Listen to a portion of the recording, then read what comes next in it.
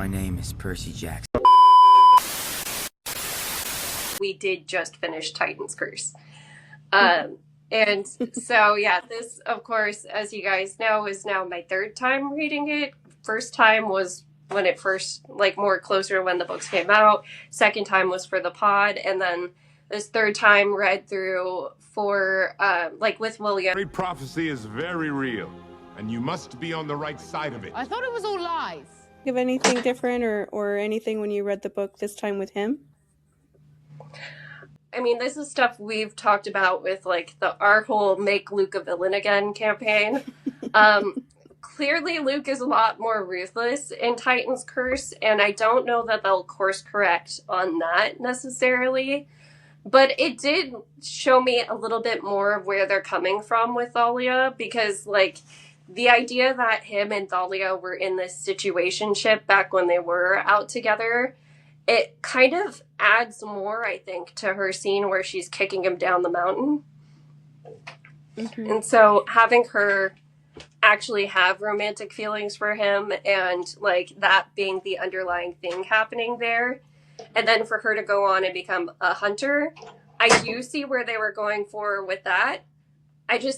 I don't know. Like, I really do want them to course correct, because there's nothing quite as ruthless throughout practically the whole series as Luke tricking Annabeth into holding up the sky for him and then telling her try not to die. The end with Thalia and Luke is just, I just wish that they could have found a way to do this stuff without taking away stuff from him, I guess. I guess that's like our constant thing. But that's like the thing that it makes me worry about what they're gonna do moving forward, because they haven't introduced there being like a problem with Luke and Thalia in the past, instead of it being like the reason why she died and how it was originally. And so that, along with Zeus doing that, and it being like a story of let's make her trauma worse so it's more understandable that she would turn bad. And that's clearly how they, like, the kids are saying it in interviews of like, oh, Thalia doesn't have any reason to like the magic, like the gods. The only thing she has really is Annabeth. And it's like, yeah, I'm always going to hate that. If people make you go through worse trauma because they think it's going to make you possibly be a worst person, like, I will always take that personally. And I don't think I should apologize for that, because that's just, I hate that idea that people just have that idea that if you go through worse things, it makes you a worse person because you've been through too many things. I'm like, no, it doesn't. I don't think I'm a bad person. Like that. They made it worse so that she would have basically like a justification for wanting to turn against the gods that didn't have anything to do with Luke, really. Just like took from him and put it on to Zeus. It's never like a question that Zeus wouldn't do something like that. Of course he would. But it's more Zeus. Yeah, but it's also like the Zeus, and at least in the books, he does evil things, but it never goes that far of basically killing her to silence her. Like, essentially, for all intents and purposes, that's what that was. That's like something that the gods haven't done something that brutal before. At least, like literally, like taking away their agency to live and just like be a person. And so, yeah, I don't know. And what was his big plan anyways? Because you put her in this temporary stasis where she's mad at you. And what, you think you're just going to revive her when, you know, like you want the prophecy to be enacted and she'll be like, okay, Daddy, I'm going to listen now. I don't think that's, like, honestly, he probably wasn't thinking it's Zeus after all, but that's more what makes me wonder, is because it feels like just such a silly thing for him to do if the goal is for her to eventually be the hero who saves Olympus. The thing I guess you can say about that, writers wise, like, I don't mean to be insulting them when I say this, but they were thinking of what could make the Percy and Thalia dynamic more intense in season 3. And that is something that you can go with of, well, let's just make Zeus even more evil because Zeus is already an evil guy.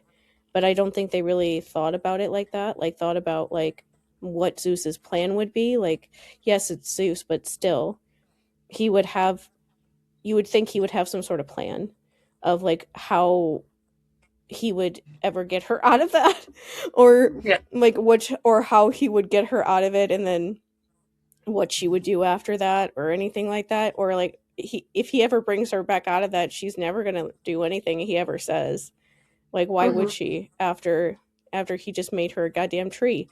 Or there's so many people are thinking of so many different things, like that Zeus could have used that to like control Chiron and things like that, but it didn't like come out that way. I think they were just thinking about what they needed. That was the easiest way to get that and have it be this compelling thing for next year. And so they did it. And they don't really, I don't think the characterization of Zeus was something that was going to like stop them from doing that after they figured out that that was a way for them to get what they needed and what they wanted. And like, I said this when the season ended, but I just didn't think that Thalia and Percy would become like that. Like when Titan's Curse is my favorite book, and a big part of why I like it is because their dynamic is so like accurate to what that is like when you have like a golden child person like Thalia versus somebody more in like the scapegoat role like Percy is, and having it become like this thing of Percy literally thinking that she's going to murder everybody at camp and that she could do that. Like, it's already in his head at the end of the second season that she could do that. And so that's just like not not exactly how things went in the book. Like, yes, it's more dramatic for a TV show. But I'm allowed to be disappointed by that because that's one of the things I liked most about that book. And I'm hoping that we still get it in some way, even if they're doing this whole crazy storyline about what if Thalia murders everyone. Hopefully it's not actually that intense when we're actually watching it. Like, people are speculating about season 4 being renewed because they were hoping that it would get renewed before Titan's Curse stopped filming, which didn't happen. And so I saw the kids on Twitter talking about this that was posted back in like right after the TV show stopped airing. And I just thought it was interesting to talk about when it comes to like production. I've never worked on like a production or anything like that. And like our friend Tatyana, she works actually for like people in the film industry, like for a production company doing like social media stuff for them. And so she actually knows things like that. She's been thinking about doing like a video explaining how things actually work. So tell her to do that. I told her to do that too, but tell her to do that because that is a good idea. But I've just learned how this stuff works from being in fandom since 1997 when I was 12. I just wanted to know, of course, I'm an autistic child. I wanted to know how these things worked. And so I tried to find out anything that I could and just like learned how these things work. And so I thought it was interesting to think about because Christopher Gallardo is the one that said this. He's a journalist. I forget. I'll put up where he actually writes. I forget the publication that he works for. But he was at like the press. He got press screenings for season 2. He did like some of the press days and stuff. When they were all sitting in that same room for 17,000 hours, he was at one of those, and so his thoughts are, it's not just like a random person talking. It's somebody who is a journalist, and he was basically saying that back on January 29th that, like what you said, the first 2 movies already exist. They're god awful, but they still exist already, and so they don't have to worry about if people will watch them, basically. And he was saying season 3 is new testing ground, And so he says, so Disney will likely wait until release to see, basically saying he keeps going, but he says the reason that I think that they'll wait to see the release is to also see the internal numbers of week by week viewings. Given that Percy Jackson is their biggest Disney Plus show, not Marvel or Star Wars, they're holding it to very high standards. And so just as like, if for people trying to figure this stuff out, to me, that is like somebody within someone somewhere that knows something about Disney telling you that that is what Disney was saying at the end of January. Like, Disney can be fickle, as all studios can, and so they might feel differently now. But at least at that time, that's what they were saying, was that they were waiting to see how the ratings were for season 2 before deciding anything, which means that they might wait to see how season 3 does in ratings before deciding what to do, which would be a really, really long time. And it, like, I don't want this to be true at all. Like, could not want this less, possibly want it less.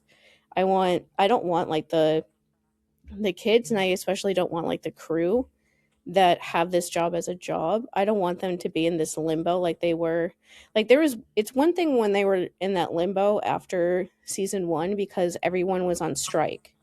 Like, this is something that sometimes people forget, but the actors and writers and directors, basically all of Hollywood, was on strike for most of the year. It started in like June and it didn't end until like the end of October or something like that in 2023. And so for most of the year they couldn't even do anything. And so for that year it made sense because they like legally could not do any work. And so, but this time it would be much different because they can. But I guess I thought it was interesting to talk about just because studios are being very weird, like especially weird. And by weird, I mean cheap. That's really the word I'm trying to say right now. And so all of this is directed at Disney. None of it is directed at the actual production team for the show because they're not the ones that decide these sort of things. No. But Disney is being very cheap with how they didn't let them do like the party ponies and stuff, and were just obviously like they were cutting so much of their last couple episodes that like the runtime that it was just like, this is stupid. Like, the only reason why you would be doing this is because they wouldn't let you add those like couple minutes extra that would have made the story overall better. Like, most of the scenes that they cut out were like character growing scenes that they obviously felt like they had to cut so that they would have like a certain amount of runtime so that Disney would be happy with them, or they wouldn't go over budget, basically. And I don't know, like there was something in the news this week that there was going to be a Buffy the Vampire Slayer reboot, basically, or like a continuation without Joss Whedon, which would have been really great, and Chloe Zhao, who has like won Emmys and Oscars and stuff, and is a really great director. She directed the Eternals. That's the Marvel movie she directed, but she's just a really great director overall. She was the one in charge, and she was the script for it was the only thing since Buffy ended that could get Sarah Michelle Gellar to agree to come back and do it. And she was excited to do it. There's been other times where people have tried and she's always said no. And this was like the one time that the script was good enough that she was willing to come back and play Buffy for some of the show. I saw that today she made a video on her Instagram saying that they weren't going forward with it anymore. And I saw that someone, I forget where she said this, I'll try to find it. But she said that there was a producer that was working on the show, like an executive, that kept telling them how proud he was that he never watched the show. and that he didn't like it and that he didn't think it was worth his time. And so she was kind of concerned from the beginning that it wouldn't work because he kept saying that to her and Chloe Zhao when they were in these meetings trying to set up the show. And so Buffy is a very much loved show by people my age, especially. The dream has always kind of been for Buffy to exist without Joss Whedon. Because, maybe then people in that world could be like happy. I honestly have no idea what studios are doing right now, I guess is my point. I don't want to like scare anybody and make anybody think that this show is going to take 7,000 years to renew season 4. Like, they could do it like they did for Titan's Curse. We don't know. Like, Titan's Curse, the way that it was renewed was like a little over a month after they stopped filming for season 2. And they do like to do the thing where they announce something like that when the kids are going to some event or something, and there is like no real event coming up, but they could just announce it anyway. But they could announce it in a couple weeks and it would be fine. But it's more that I could see them even waiting for like Comic-Con to be like someone on stage is going to announce it. Yeah. And it's just more the idea that right now studios are so weird and cheap and will not do anything at all. That, and especially because the damn meme media page, I always mess up his name now because he changed it. He posted a couple weeks ago that that the streaming services have contracts for shows. Netflix's contracts is for 2 years, which is why almost every Netflix show is canceled after 2 years. Once I figured that out, I just stopped watching things on Netflix. Because I'm like, I refuse to really enjoy this show and then have you cancel it out of nowhere for nothing. Pretty much. And so, like, Avatar is the only one that's lasted more than 2 years, and it's because it only lasts for 3. And it's whatever it is. That's happening sometime soon too. Just like prepare yourself for that.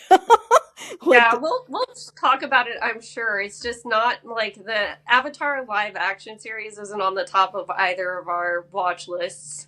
No, I'm pretty sure I'm gonna go on a rant about it on behalf of all disabled people for whatever they're going to do to Toph. I'm sure I'm gonna be insulted. And I'm sure that people with like more visible disabilities than mine will be especially insulted. Especially vision impaired people who are also actors in Hollywood that could have played this role. Like they pretended like they were going to do for like a week and then deleted it and acted like that never happened. God. What was I saying? Oh yeah, that the Disney, the damn meme page was saying that Disney's contracts is for 3 years. And so for them to do the contract for season 4 and season 5, they have to redo the contracts completely, basically, which is why it's taking longer anyway. I will say that Ming-Na Wen and Jennifer Beals being cast as Hera and Demeter, especially Ming-Na Wen, are you kidding me? There's no way that they're casting her to do like one scene at the end of Titan's Curse if they don't think that they're pretty sure that she's going to come back for season 4. And like the kids are talking about, like Walker's in interviews being like, oh, I'm going to move in with Aryan and Charlie once I'm 18 and I can legally live with them when we're filming season 4 when he turns 18. And so like they're obviously expecting to go back, but it is like something to just consider, I guess, is that studios are not wanting to spend money on anything because they just want to replace us all with robots. And so it is like an interesting thing to wonder, like Disney's, like, I don't know the right word. Their strategy is what I'm trying to think of. Like the strategy that they're trying to come up with, because in the last year, there were a couple things that Becky Riordan mentioned on Threads that they were trying to get Disney to like make, like remake other things. She referenced that they tried to get to make his 20,000 Leagues Under the Sea book, the book that he got banned for that mentions tampons. And that's like why a book banner in Florida got his book banned, because they just reference the fact that girls have tampons sometimes and have periods. And so that book, they tried to get made into something, and Disney said no. They tried to get their Irish, the Irish mythology, like short story that he made into a show last year, and I think they said no to that too, from what she was saying. And so it's like, you're saying no to these things from people like that who have a built-in fan base that would see literally anything at all that they would ever make. And there also is this huge gaping hole of blackness when it comes to like children's media. Like there aren't a lot of things that are made for kids, especially for teenagers. Most of the things for teenagers, like, don't, at least from the things that I had when I was a teenager, they don't really exist anymore. And so we used to have, like, what was it? It was WB and then CW, where the programming felt very teen oriented for a long time. We had so many like teen and family sitcoms that could fit multiple age groups. And yeah, like as you said, and especially I feel like because streaming services are the more prevalent right now, that they just kind of age up all shows, where we have like Kids Williams' age watching Stranger Things. I haven't watched that with him yet, more so because I don't think he'll like it. But you know. Like there was shows on the Disney Channel, things like High School Musical and Camp Rock and all those other shows. There's the shows on Nickelodeon that all are in documentaries now, but they still existed back then for kids to watch. There was ABC or Fox Family back in the day when I knew it, but it's called something else now. But like those shows, like S Club 7 was when I was in high school. But like The Secret Life of Teenagers and that other show, there's shows on MTV too, like Teen Wolf and I forget, Awkwardness or whatever it was called. Something with Jane. I can't remember the name of the show, but it was about a teenage girl. Oh, Daria. Daria is my favorite show of all time, really. Like animated anything. I am Daria, if you just are wondering about that. My dad hated that show because I'm pretty sure he hated it because he knew that I was Daria. He like hated it so much. But anyway, no. Something with Jane. It was a show on MTV around when Teen Wolf was out about a teenage girl that gets pregnant. People really liked it, and it has like it had people in it that became bigger later on. Whatever, somebody will say in the comments what it was, because I can't remember. But they're also like teen like magazines, like that, all these teen magazines that would come out all the time that was for them. There's just so many, and like what you said, like the CW and UPN, like Buffy was very much a teen show, along with like One Tree Hill, the original Charmed, all those shows that I used to watch all the time. My sister and I would watch it and just be like, what's wrong with these people? But we would still watch it all the time. Like Roswell and Charmed were my favorite shows in high school, and I still love them and think fondly, especially of Roswell. Charmed is a little bit different because I know too much now about how horrible that was. But still, that was the beginning of Katherine Heigl, was Roswell. She was on Roswell. That's just so weird to think about. Okay, anyway. But there's just a lot of stuff out there there's things specifically meant for teenagers. And that's not even counting like music, like all the boy bands, all like the pop acts, Britney Spears, Christina Aguilera, all the people that were copying those two singers, basically. The girl groups, the 18s, Dream and all those people, that at least from the years that I was in high school, and there were people after that too that were similar. There's just so many things made for teenagers, and there aren't really I don't know why studios don't think that teenagers will like give them money, but they clearly don't think that, because they're not making things for them. If things are for them, they're not marketing it for them anymore. And this is something that could be marketed for, and should be marketed for teenagers. It can be for younger kids too, but teenagers would watch things that the Riordans would try to make, and it could help. And if it was successful, then other authors that have like similar stories like theirs, which they have an entire imprint of people like that, could also get their things made, and it could start more things being made for teenagers again. But people are just so mean to teenagers right now. And to like wrap this part up before we get into Lost Hero, the Leo chapters for today, I think what it comes down to is, with kids, there's no patience for them making mistakes. And mistakes are super duper common when you're that age. You're more impulsive. Your hormones are driving you a lot of the time.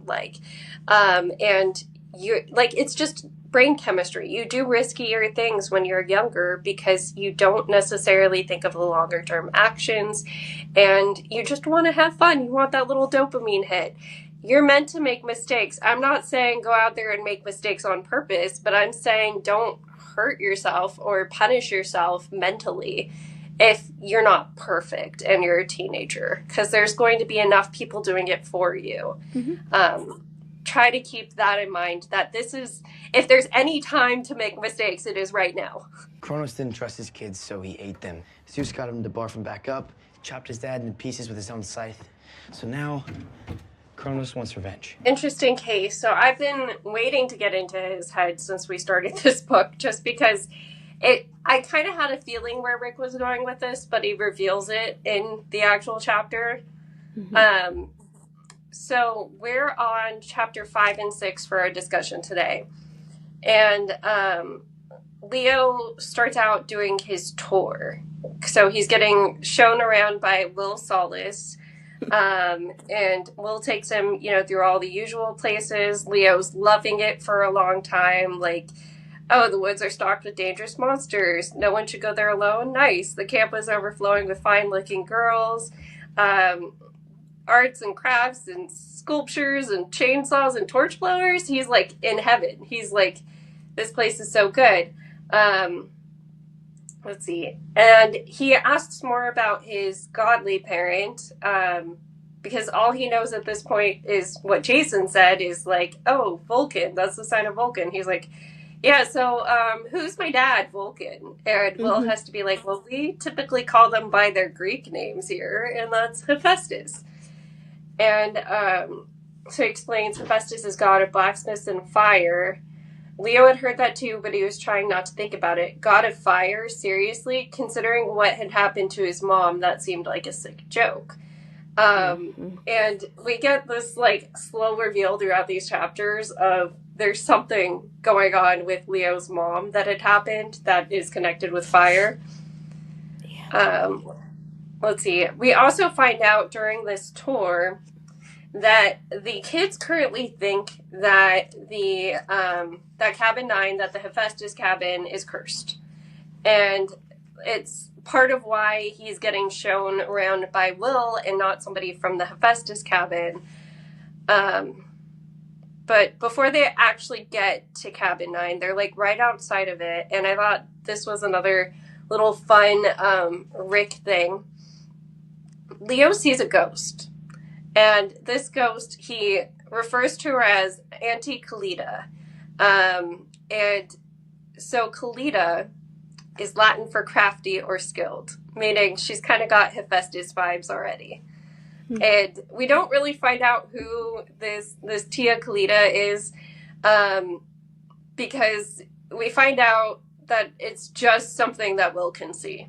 Like, or not Will, Me, it's Leo. just something that Leo can see, because Will's kind of like, what, old lady? And Leo plays it off like, oh, I'm just messing around. But he totally, completely saw this old lady who is somebody he knows from childhood. He says he hadn't seen her since he was 5 years old, and she was somebody who used to watch him. Once they get into cabin 9, we get a pretty interesting description of it. It looks like an oversized RV with shiny metal walls and metal slated windows. Entrance looks like a bank vault door, circular and several feet thick. It opened with lots of brass gears turning and hydraulic pistons blowing smoke. Let's see, get in. Everybody has steel bunks folded against the walls like high-tech Murphy beds. Digital control panels, LED lights. Basically, this is the tech room in all of Camp Half-Blood, because everything is so low-tech there. Mm-hmm. Let's see, there's a fire pole that comes down from the second floor, even though the cabin didn't appear to have a second floor. There's also some sort of basement, power tools, knives, swords, other implements of destruction is how Leo thinks of it. And one thing that he thinks as he's looking around this place is he can almost imagine he was back in his mom's machine shop. Not the weapons, maybe, but the tools, the piles of scraps, the smell of grease and metal and hot engines. She would have loved this place.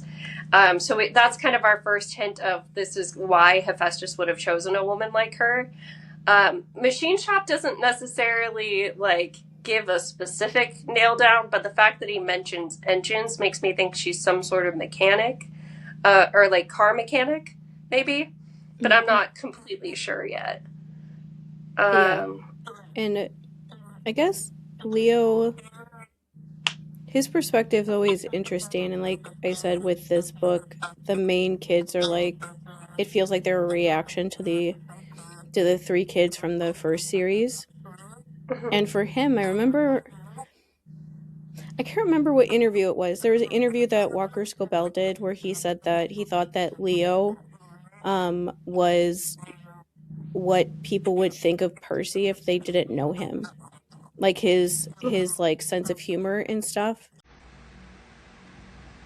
This is gonna sound weird, but I've always felt that Percy and Leo are very alike. Not exactly, not just how they think, but Leo is exactly how I imagined Percy to be. When I was reading that, that's how I imagined Percy to be, from someone else's point of view. You know what I mean? He's very much coping by making a lot of jokes. Percy makes jokes like that in his head. He doesn't actually say those things out loud most of the time, but for Leo he does. And you can already see how Will keeps looking at him who are you? Why are you talking like this? This is really weird. I forget what he says exactly, but when they're walking and doing the tour and stuff, Leo says Will is talking about who Hephaestus is, and Leo is is trying to ask him if he's a good person, a good parent, a good god, or and Will just kind of looks at him and he's usually it's a good thing to get claimed so soon. And it's just one of those things that Leo doesn't know about all this other stuff that all these kids kind of went through. And that's one of the aspects of these chapters that I really liked, was that it shows it happens with Piper when she's with her cabin too, that the kids in there are traumatized by what happened in the Titan War. It just happened. Rick in this book has them say last summer, as if they're talking about last year, but it's still the end of December, maybe early January at the latest, but end of December pretty much of the same year. It's just a writing way for him to talk about something that the audience read, that they spent many years reading, so it feels like it was a while ago. That's all that is. But it's only been 4 months since all of that happened. And so everyone that these kids are running into at this camp is still trying to recover from that. and they also didn't have to do that, like everything that they went through.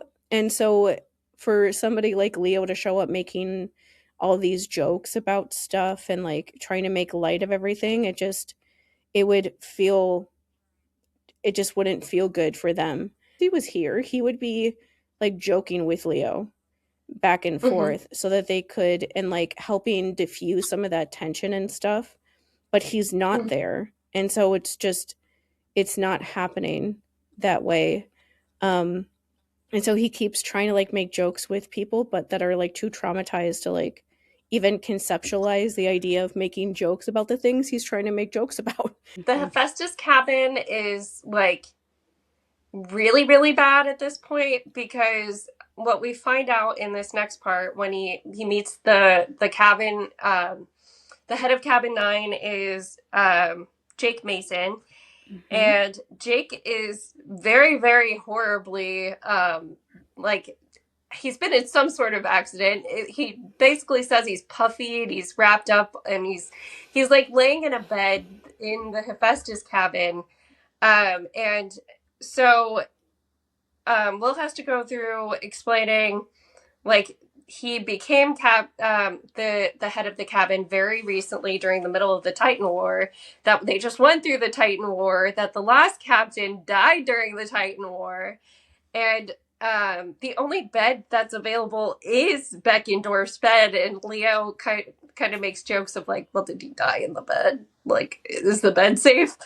And they explain, no, he died in an explosion blowing up monsters. Pretty heroic. And so, yeah, they're not doing too great. And Cabin 9 is now under the impression that they have some sort of curse, because there was a bronze dragon that only Beckendorf was able to, like, control in any way. And it is out causing mischief, and none of them can fix it. So they all almost feel like that is part of the curse of, like, oh, we need to figure out what's going on with this dragon.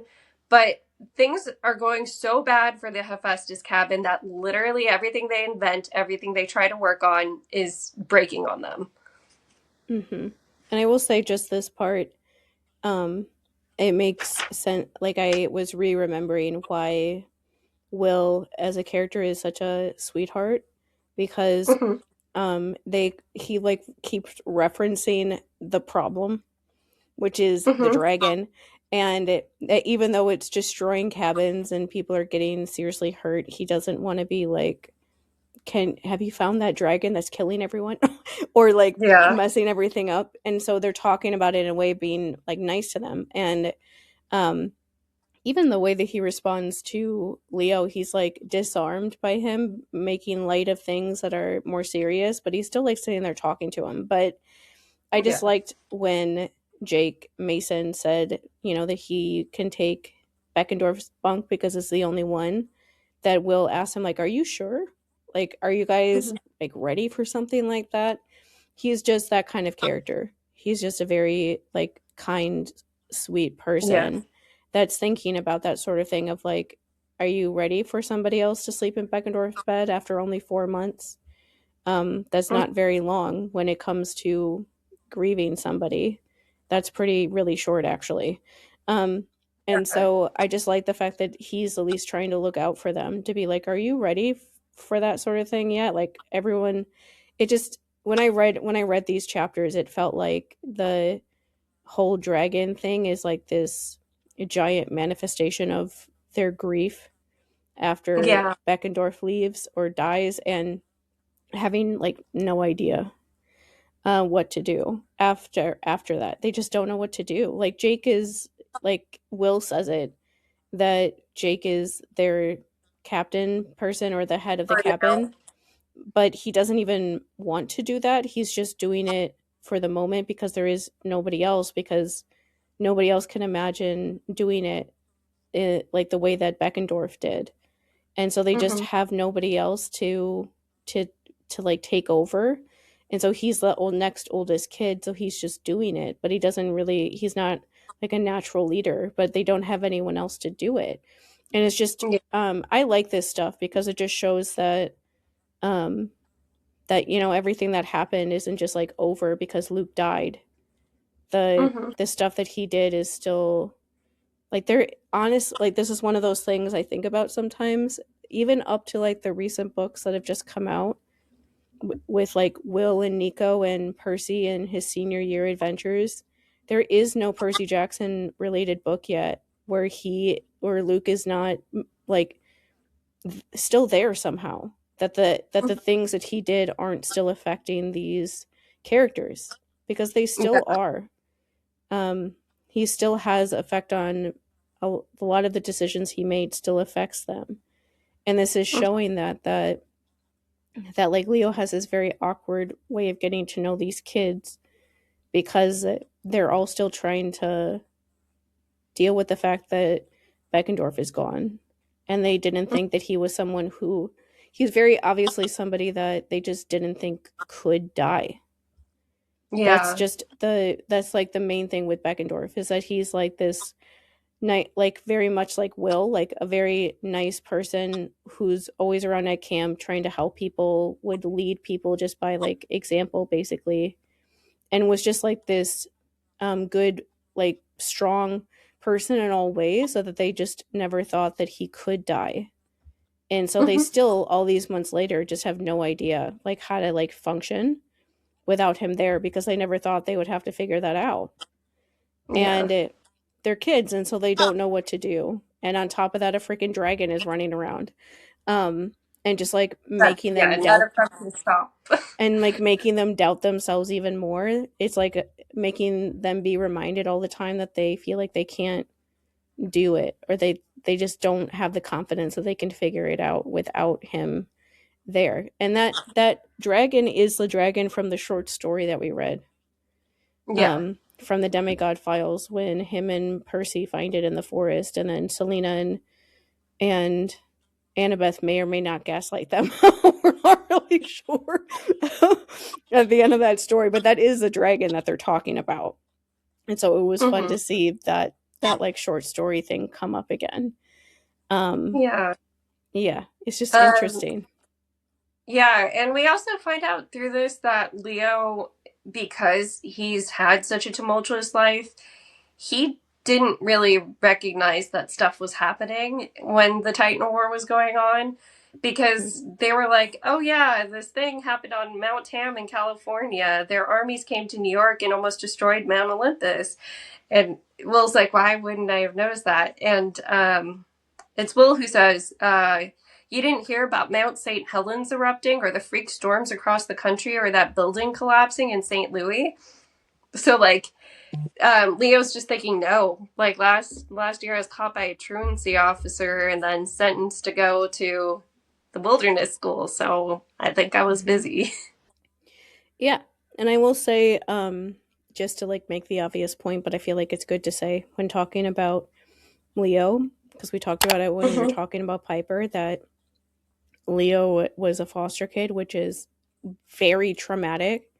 To be a foster kid the way that he became one is extremely traumatic. And so there is already lots of childhood trauma on top of other childhood trauma. And then he ended up going to a wilderness school, which would make all of that even worse. And so he is very much using like humor and things like that to like keep people back from him, like keep people away, so they don't really like get too close to him to find out who he actually is. That's very much like the coping skill that Leo has in these books, is the way that he copes with everything that happens is just by like trying to make jokes out of it. And it is like one of those frustrating things that it does sometimes push like kind of people away from him, because they don't know how to respond to it, because they just don't know. Like, that kind of humorous stuff can do that. It can kind of make people, it can isolate you from them, because they can tell that like something is weird, and people don't like it when they can't really get to know you, and you're constantly like deflecting with something else. But Leo went through all of that very complex trauma, and that is a big part of his character, of why he makes some of the choices and decisions and stuff that he does, is because of that. And it's always like good to remember that, even if I get frustrated with him as a character later on, that's still true. Mm-hmm. Always about him. That's the thing that's hard, is that every kid in the Percy Jackson series is a traumatized kid. And so you can't just be like, they suck and there's no other reason that anything is going on. They always have lots of stuff happening with them, no matter what. Yeah. Let's see. So, yeah, we get through exposition with Leo, him asking about Beckendorf, him asking about the war, him asking about what's happening right now with Jake and this curse with my cabin, as they're going on their way to the forges in the next chapter. And so here's where he gets to meet all of the family he has. Let's see, Leo looked around at the other campers. Was he really related to all of them? His cousins came from some big families, but he always just had his mom until she died. So when he's thinking about, or when he's looking at all these kids, trying to remember their names, all of that, one of the things that he notes, none of them looked like the others. All different face types, skin tone, hair color, height. You never think, hey, look, it's the Hephaestus bunch. But they all had powerful hands, rough with calluses, and stained with engine grease. Even little Harley, who couldn't have been more than 8, looked like he could go 6 rounds with Chuck Norris without breaking a sweat.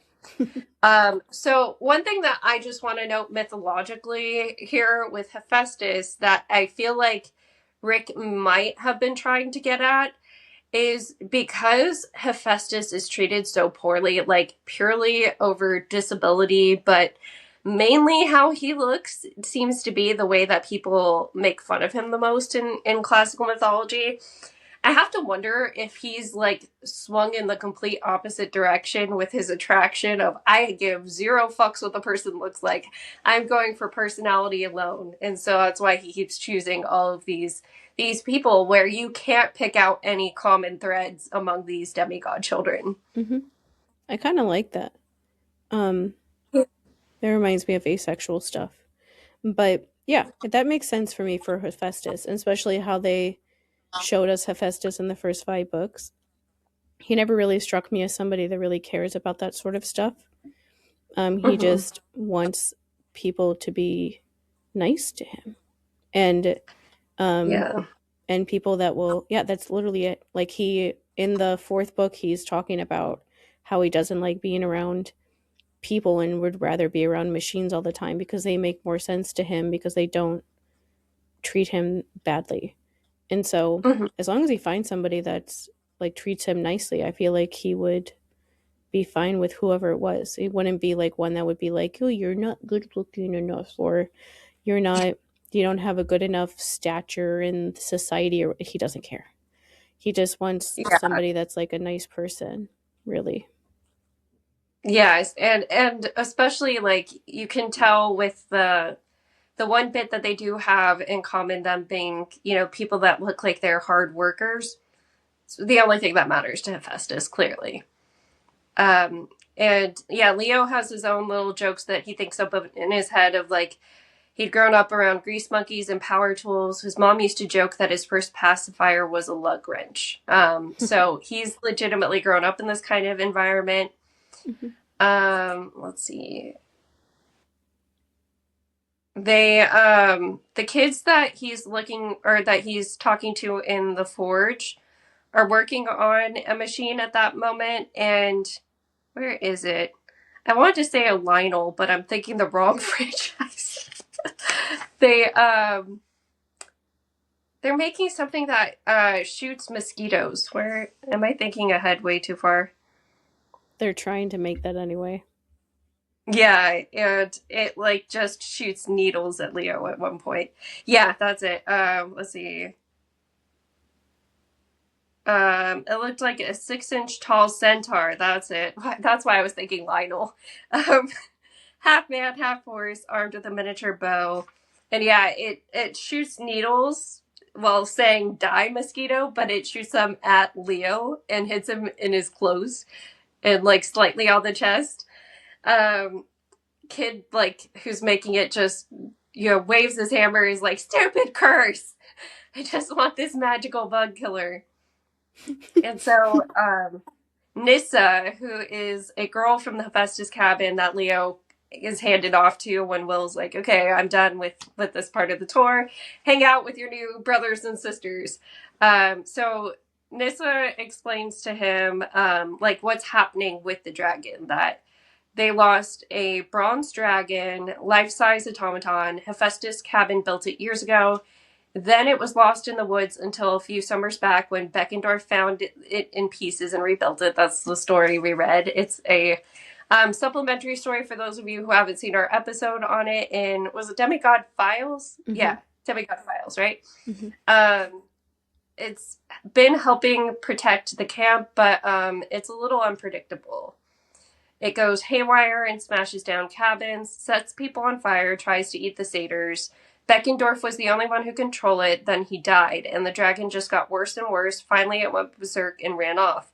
Occasionally, it shows up, demolishes something, and runs away again. Everyone expects us to find it and destroy it. And Leo's like, wait, destroy it? You got a bronze dragon. Why would you destroy it? Mm-hmm. And Nissa's like, well, it's deadly out of control. And so Leo starts saying, like, is there some way we can figure out how to control it? Like, instead of just destroying it. And then we find out that's how Jake Mason got injured. Because, like, yes, they can do the machinery stuff, but Hephaestus kids, at least to what they know, are only good at the machinery stuff. And, Leo brings it up, like, hey, you guys are gods of, you know, like your kids are the blacksmith god. Like, shouldn't you be good with fire? And they're like, I mean, like, a long time ago, Hephaestus kids were born with some power over fire, but that ability was always very, very rare and always dangerous. No demigod like that has been born in centuries. The last one. And then apparently it was someone who did a famous fire, which, knowing Rick being a history teacher, this was probably a real fire. I just didn't look it up. Can they just tell us what Leo's backstory is so I can talk about it with you? Yeah, like, I mean, keep dancing around it. So he keeps, like, thinking to himself, oh, my mom died in this fire, it was accident. Those are the words he keeps using, and we don't really get like a lot of info. The most poignant is towards the end, but we're getting there. So, you know, they're talking about children of Hephaestus having fire powers. Nissa saying, when a child of Hephaestus like that with fire powers appears, it usually means something catastrophic is about to happen, and we don't need any more catastrophes. Leo kind of understands that for the Hephaestus kids, they really would like to fix this dragon. Like, they're being told by everybody else, destroy it, it's too dangerous. But he can kind of sense that all of them feel like fixing the dragon would actually stop whatever this curse that's happening to them is. And that's the actual solution. But before he can really think about it too much, everybody starts getting the conchhorn to go over to dinner. And he's like thinking, well, I was super interested in this, my stupid ADHD, because day turned into night really fast. And he has them all leave. Says, you know, like, oh yeah, it's the pavilion. I know where that is. I'll meet up with you. And they're all telling him, you know, don't touch any of the projects. Everything in here could kill you. He's like, yep, promise, no touching. And so after they leave, he starts looking at this map. So what the Hephaestus kids are currently planning to do to stop the dragon is set up various traps in certain spots all over camp, and to hopefully lure the dragon so that they can take care of it that way. He sits and he sees the map of all of these locations, and he thinks this is wrong. Like, this map looks wrong. There's something wrong about it. And then he starts thinking to himself what Nissa just said about Hephaestus kids having fire powers. Very rare, he thought, and always dangerous. We get some of his backstory. He was the class clown, court jester, because he'd learned early that if you crack jokes and pretend you weren't scared, usually you didn't get beat up. Even the baddest gangster kids would tolerate you, keep you around for laughs, plus humor was a good way to hide the pain. And if that didn't work, there was always plan B. Run away, over and over. There was plan C, but he promised himself never to use it again. He felt an urge to try now, something he hadn't done since the accident, since his mom's death. And so he puts out his fingers and he describes it as feeling a tingle in his fingers and then flames flicker to life in his hands. So that's the reveal of he has this firepower that's supposedly very rare and very dangerous. Mm-hmm. And of course, him thinking that right after, last time I tried that was mom's accident, kind of is giving a hint, I think, as to what ends up being what happened to his mom. And it is potentially his fault, I'm guessing. That to me, it was just like a crazy reveal because he is so much that class clown that having that be the very end of his first chapters, that reveal that he could have been involved in his mom's death, that he has this very rare, very crazy power. It's all like, I was not expecting that so far with Leo. I was kind of expecting him. I mean, I know he's one of our trio kids, but I was kind of expecting him to be more one of the background of the trio in a similar way that Grover is. Mm-mm. He's very much involved with everything. And he did say a comment when he saw the ghost. He said, like, she tried to kill me. Yeah. And so that kind of stuff it's sure something. I hope that they have him tell the story in this book just so you know about it, so I can talk about it. But it is a lot, like huge trauma. He does think that it's his fault. It's not, like most things with kids, but he thinks that it is. That's a whole thing in these books too, that is part of why he does things later on that he does, because he does think it's his fault for a good amount of it. And even if you realize that it's not like you suddenly just like stop thinking about yourself that way. But yeah, Leo's this, like he said, that's like kind of what you do. I feel like when you have severe childhood trauma, which is being a foster kid, thinking that you're responsible for your mom dying, somebody trying to kill you, and then ending up at a wilderness camp and running away from multiple foster homes because foster kids are treated like garbage. You kind of do that. You either become like I was, where I was like so quiet that people would generally be shocked when I would talk. But I was like, everyone hates me, so I'm just gonna not talk, because if I don't talk, then there's less of a chance that they're gonna get upset with me. Polar opposite side of that is what Leo is doing. It is. I do like how they kind of put these things in with him and Piper's cabins, that everyone else in the cabin has gone through this extremely traumatic event, and none of them, and like they don't, and so they don't know how to, like, they don't like them almost because they didn't. And it's Beckendorf and Selena's cabins. Like, he definitely did that on purpose, like choosing those cabins as the ones that the kids are a part of. Since Jason doesn't have one at this camp. He never ends up in one, obviously, but he's at the wrong one. But still, like, those two, being in those two's cabins is definitely not like a funny little accident. He definitely did that on purpose to show like how these cabins that just went through really traumatic things are, on top of all the other really traumatic things that were going on for everybody, would like react to somebody showing up who didn't have to go through any of those things.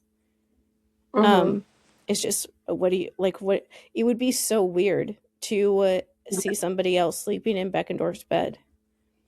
and who never met him and has no idea how great of a person he was. And gets and sees all the things that are the way that they are at camp and in the cabin that he's in because of him, but never actually got to like meet him and actually know like what it was like when he was around or what it was like before he was there or anything like that. I just really like that aspect because that is one of those things with especially traumatized kids, is that sometimes you run into people who had an easier time than you and you're like, why? Like, why? That's me on social media. We've talked about the misuse of the word trauma bond, and this is one of the things people tend to think that it is like you have shared trauma. And that's exactly why. And so these kids are coming into a group where everybody's tight-knit because they experienced all of this. They experienced the Titan War. A lot of them fought in it. A lot of them lost people in it, whether, like their brothers and sisters or at least friends.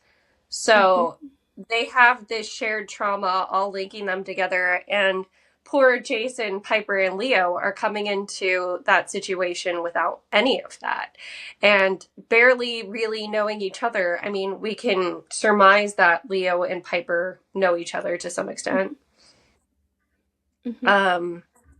But yeah, like Jason's coming in with absolutely nothing and confused and not even in the right place. So yeah, and I will say one thing with Camp Half-Blood that I think is interesting.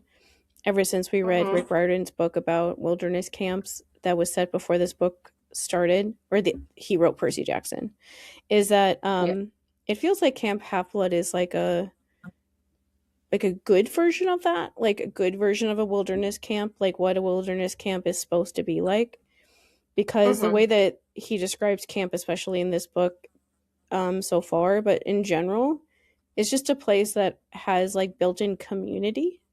Like they all are there. They all have had this similar life experience that nobody else has. And so there's just like this built-in idea of like everyone's in this together. They help each other out, especially after Percy helped them so much in the last series. Like the way that like the dragon, I feel like if before everything happened in the last Olympian, if there was a dragon destroying things in camp, that the other cabins would be a lot harder on them about not being able to figure out what's going on. But in this version so far anyway, they're like not being too hard on them for not being able to figure it out because they all just went through all of this really horrible things. And so the back and forth loss hit everybody. Yeah. And so it's just they're the camp as a whole is like this like an actual community at this point that kind of stays like that now, but they're like all trying to help each other, trying to support each other over trying to like win favor with the gods or anything like that anymore, really. And so for Leo and Piper to come in and not really know them, not really trust people, not really know where they fit, and just not be sure about things, it's like this is like a community, actually, like an actual community, the way that communities are supposed to be, where everyone has a role and everyone tries to help everybody out and make everybody feel welcome. Like Will does not want to give Leo a tour at all, and he does it anyway because Annabeth asked him to, basically. And so there's just people are willing to do things that they don't really want to do because they're just helping out the community, like the group that they're a part of, in a healthy way, not a culty way or an unhealthy way like the gods really imagined this camp like being. Like the camp is a healthy, good thing now because of the kids that go to it, not because of what the gods actually thought would happen when they created it in the first place. But it still is a place like that. That's how I imagine it, is like what a wilderness camp, the opposite of what a wilderness camp is, and how they would like sell that sort of idea to people. This is like a place that is actually doing that, like helping these kids, helping them find friends and find community and find people to help deal with some of the things that happened to them before they got there, and to just like learn skills that will help them survive when they leave again one day. And but actually doing that with like some sort of care for them instead of you know, the institutional torture that happens at wilderness camps. But it just feels like that. And so to introduce new people to that group that don't know how this works, and also don't even know why they're so upset a lot of the time, it's like, of course they don't get along with Mhm. some of the people that are there, or of course they don't know what to say to them, and just feel othered in some way, because it's like, yeah, how do you talk to somebody and tell them like everything they just went through without, you can't, it doesn't even, like, the feeling of it wouldn't be the same. Even if they could explain it in words, it just wouldn't come across the same way, because they didn't actually have to live like through that experience. Just impossible to describe that to somebody. But like, these kids are here, and other kids are going to show up at camp that didn't go through that. Mhm.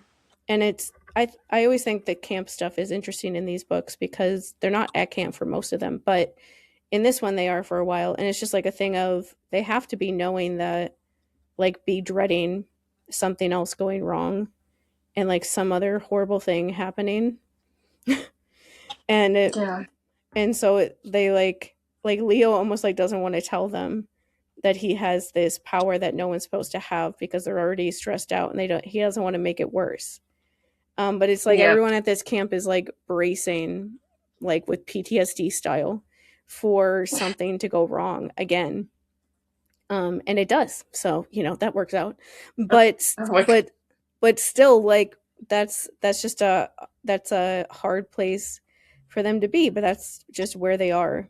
This is why I like this book series, is that it's just like they're in the middle of a bunch, like, nothing has like really been figured out yet. They haven't figured out how they feel about what happened to them in the first 5 books, and now all these Mhm. other things are happening on top of it. And so Yeah. everyone is in this like very difficult transition period pretty much all the time. Yeah. So yeah, I mean, it was, I know the titular lost hero is Percy. He's like who the lost hero actually is, but I mean, all of them are somewhat lost heroes at this point Jason's in time. also a lost hero. Yeah, so they're all out of place. They're all gonna have to figure it out, and I'm sure the quest is coming any minute now, because usually we get a nice little introduction to camp, and then something happens. So Mm-hmm. I gotta go. I gotta get William to bed, but Mm-hmm. we will be back for the next 4 chapters this time, since the chapters are a little short, and yeah, whatever else we can think of in the meantime.